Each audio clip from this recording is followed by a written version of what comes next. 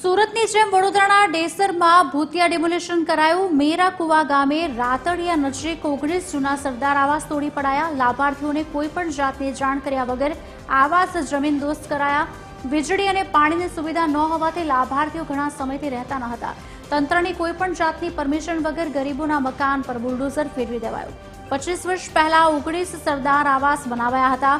લાભાર્થીઓ પાસે આવાસ માટે જમીન ન હોવાથી સરકારી પડતર જમીનમાં પ્લોટિંગ કરીને ફાળવવામાં આવ્યા હતા।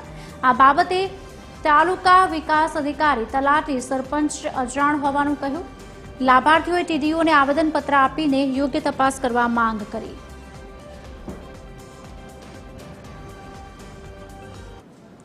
મેરાકુવામાં જે આવાસ તોડી પાડવા બાબતે જે અરજદારોએ મને આવેદનપત્ર આપેલું હતું ઓફિસે આજે બપોરે, તો એની અત્યારે ઘટનાસ્થળ સ્થળે રૂબરૂ મુલાકાત કરી આગળ જે પણ દોષિત હશે એની સામે કાર્યવાહી કરવા માટે પંચકેસ રોજકામ કરવા માટે અમે આવેલા છીએ। તો આવાસ લાભાર્થી જેટલા પણ છે અહીંયા એમને રૂબરૂમાં પંચકેસ કરીને નિવેદન લઈ અને આગળની ઘટતી કાર્યવાહી કરવામાં આવશે। સર, કેટલા પરિવારો, કેટલા મકાનો અહીંયા હતા? આવાસ અંદાજિત 19 આવાસ હતા। હવે તલાટી મંત્રીના રેકોર્ડમાં કેટલા આવાસ છે એ પણ ચેક કરવામાં આવશે અને જે પણ દોષિત હોય આ ગેરકાયદેસર રીતે તોડી પાડે છે એની સામે કાર્યવાહી કરવામાં આવશે। સંજયભાઈ રમેશભાઈ છે।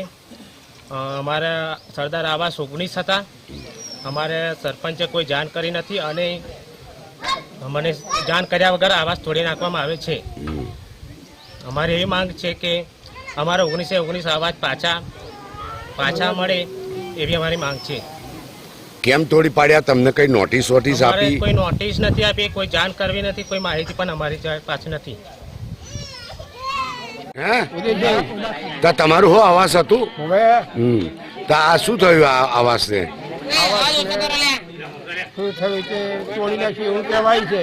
જોવા ગયા નહીં અમે, બરાબર, પણ એમ કે વાતો બધી વાપર્યો।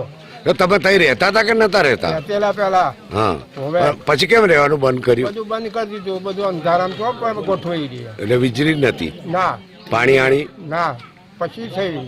બરાબર। એટલે કેટલા હતા આવાસો આશરે? 19 કેવો હતો કે? બરાબર।